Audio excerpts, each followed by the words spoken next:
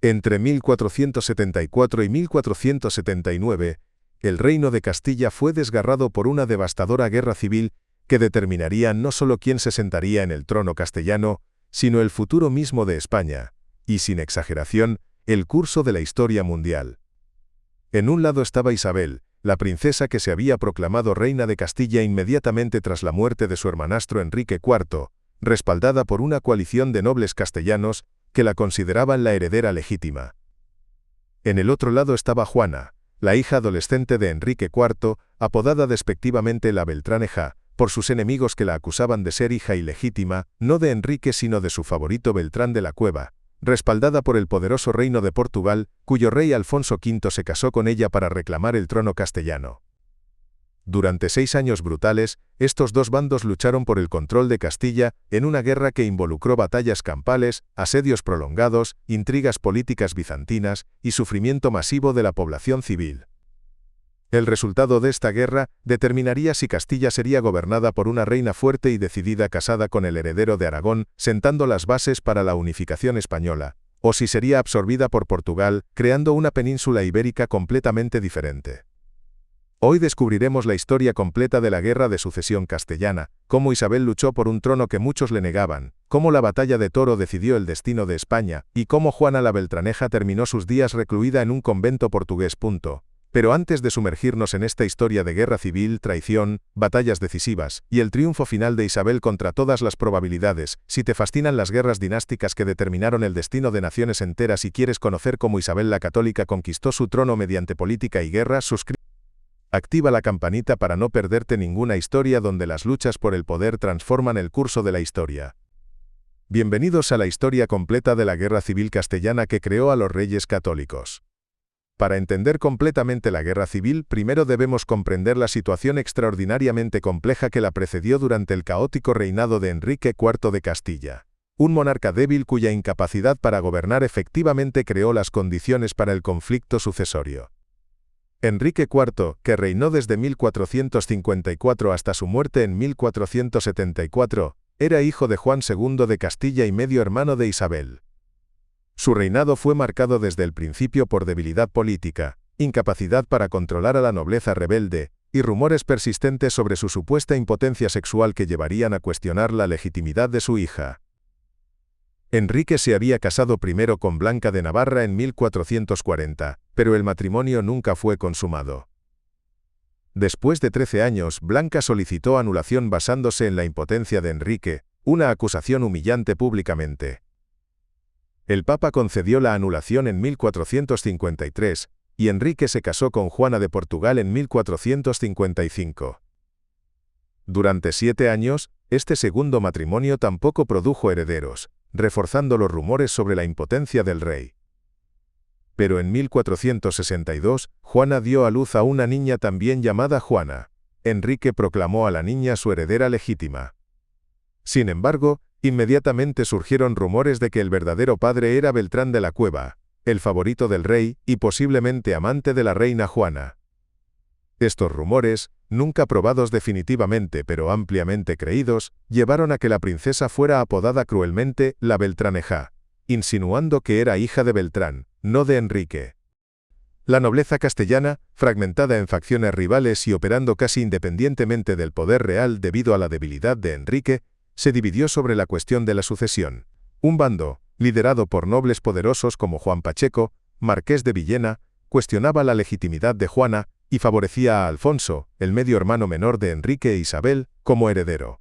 Este bando de nobles rebeldes, frustrados por el gobierno inefectivo de Enrique y buscando aumentar su propio poder, organizaron en 1465 uno de los eventos más extraordinarios y humillantes en la historia medieval española, la farsa de Ávila. En una ceremonia elaboradamente coreografiada el 5 de junio de 1465 en las afueras de Ávila, los nobles rebeldes construyeron un escenario donde colocaron una efigie del rey Enrique IV vestida con ropas reales y sentada en un trono. Frente a una multitud de espectadores, los nobles leyeron una lista larga de acusaciones contra Enrique, despojaron simbólicamente a la efigie de las insignias reales una por una, la corona, el cetro, la espada, y finalmente derribaron la efigie del trono al suelo en un acto de deposición ritual. Inmediatamente proclamaron al joven Alfonso, que tenía solo 11 años, como rey Alfonso XII de Castilla. Este acto extraordinario creó la situación absurda de dos reyes simultáneos en Castilla. Enrique IV, quien controlaba la capital Toledo y mantenía lealtad de algunos nobles y ciudades, y el niño Alfonso XII proclamado por los nobles rebeldes que controlaban otras regiones. Castilla se sumergió en guerra civil. Isabel, que en 1465 tenía 14 años, se encontró en posición precaria. Era hermana tanto de Enrique como de Alfonso, conectada a ambos bandos pero controlada por ninguno. Los nobles rebeldes la mantuvieron cerca del joven rey Alfonso, usándola como pieza en sus maniobras políticas.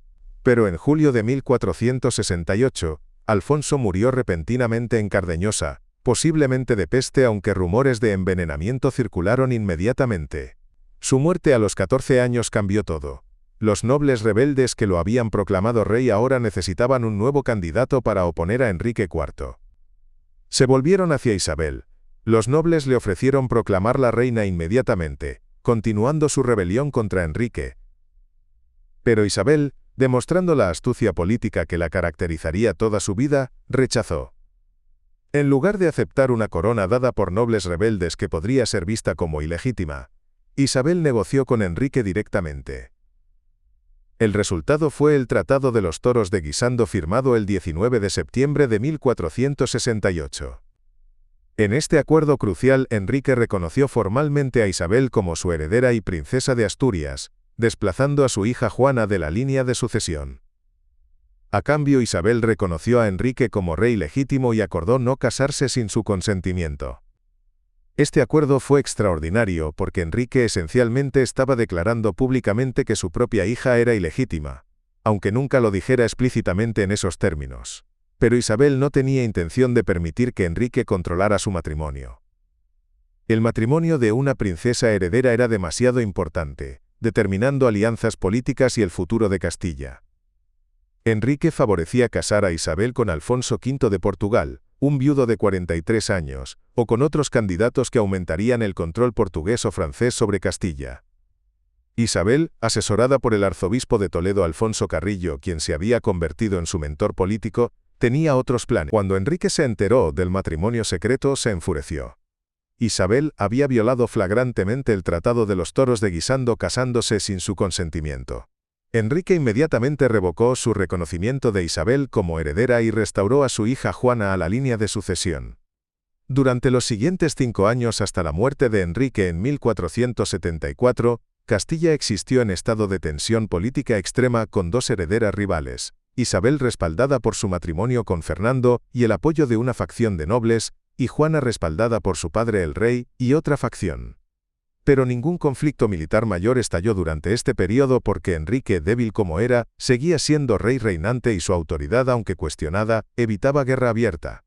La situación cambió dramáticamente el 11 de diciembre de 1474 cuando Enrique IV murió en Madrid a la edad de 49 años. Su muerte desencadenó inmediatamente la crisis sucesoria que había estado gestándose durante años. Enrique no había dejado instrucciones claras sobre la sucesión. Su testamento mencionaba a Juana como su hija pero no especificaba explícitamente que ella era su heredera, creando ambigüedad conveniente que ambos bandos interpretarían a su favor. Isabel, que estaba en Segovia cuando recibió noticias de la muerte de Enrique, actuó con velocidad decisiva que demostraba que había planeado cuidadosamente este momento. El 13 de diciembre de 1474, solo 2 días después de la muerte de Enrique, Isabel se proclamó reina de Castilla en una ceremonia en Segovia. La ceremonia fue cuidadosamente coreografiada para proyectar poder real absoluto.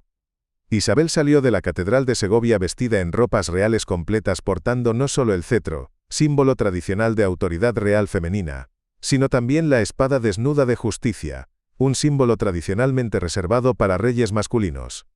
Al portar la espada, Isabel estaba declarando simbólicamente que gobernaría no como reina consorte dependiente de su marido, sino como reina reinante por derecho propio con poder absoluto incluido el poder militar simbolizado por la espada. Este simbolismo era revolucionario para la época. Fernando, que estaba en Aragón cuando Isabel se proclamó reina, se apresuró a Castilla. Su llegada creó inmediatamente tensión sobre el papel que desempeñaría. Fernando esperaba gobernar Castilla como rey consorte con autoridad igual o superior a Isabel. Pero Isabel y sus consejeros insistieron en que Castilla era su herencia por derecho, y que Fernando sería consorte pero no cogobernante igual.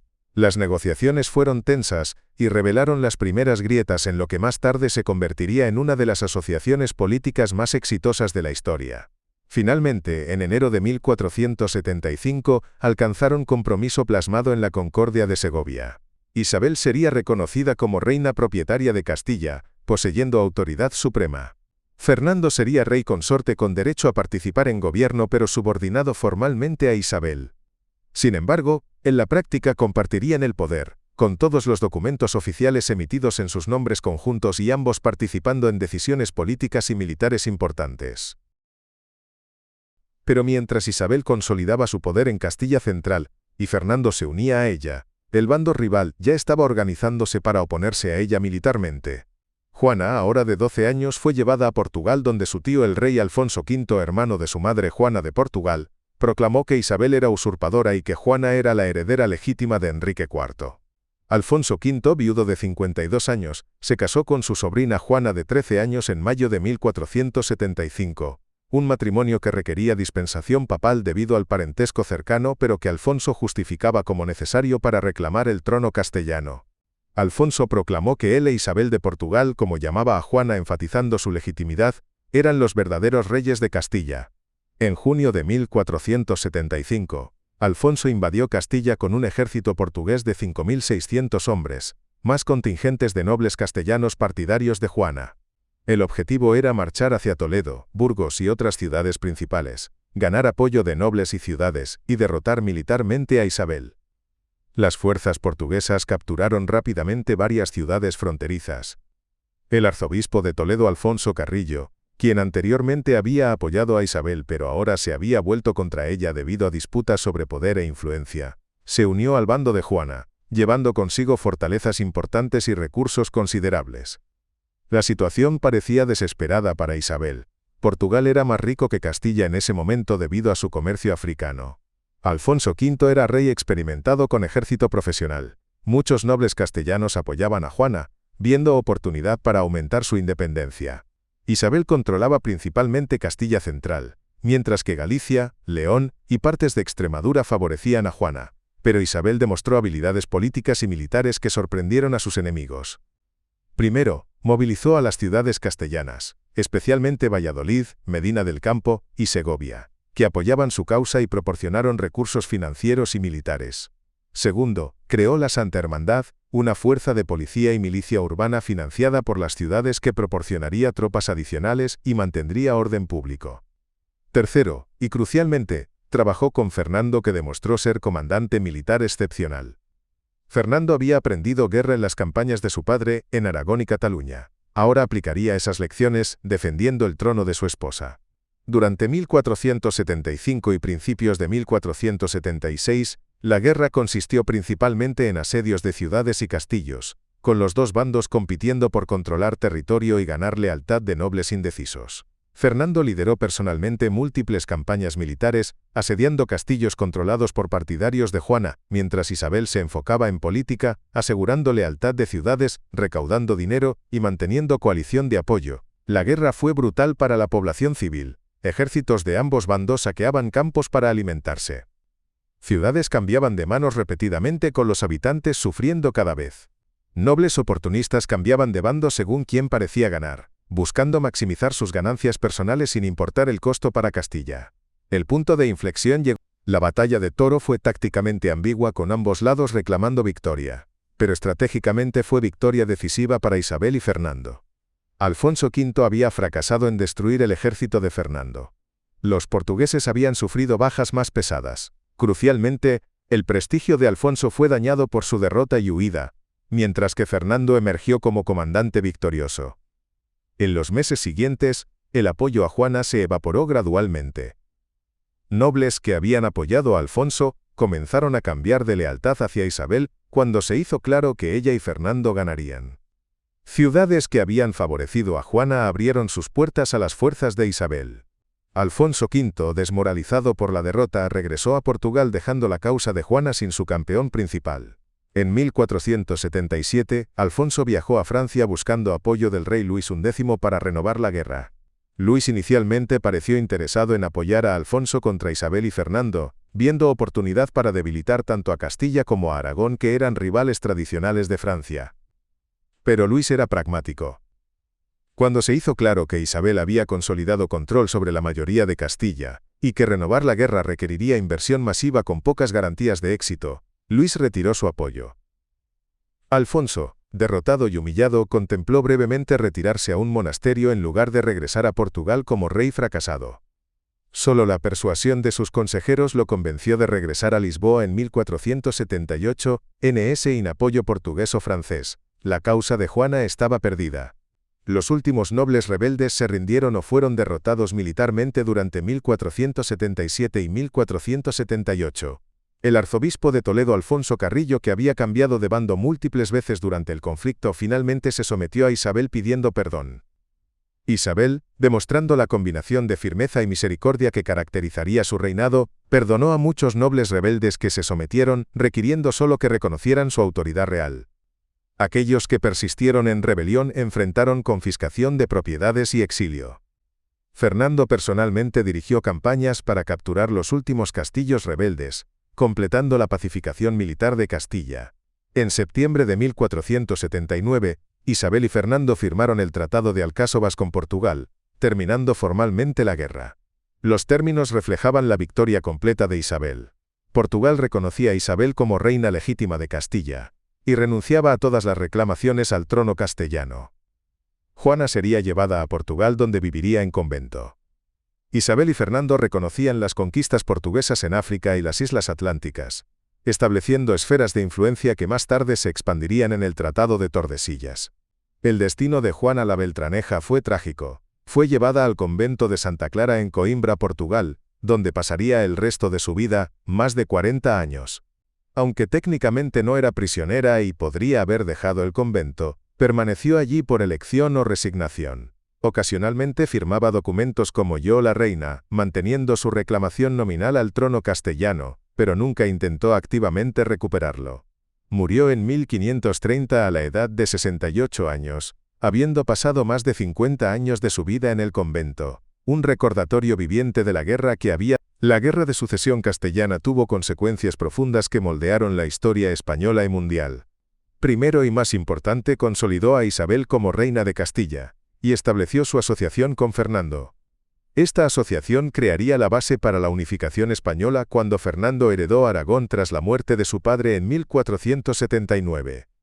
El mismo año que terminó la Guerra Civil Castellana, Isabel y Fernando se convirtieron en gobernantes conjuntos de los dos reinos más poderosos de España, sentando las bases para todo lo que lograrían en las siguientes décadas: la conquista de Granada, la expulsión de los judíos, el patrocinio de Colón, la creación del Imperio Español. Si Juana hubiera ganado la guerra, la historia habría sido completamente diferente.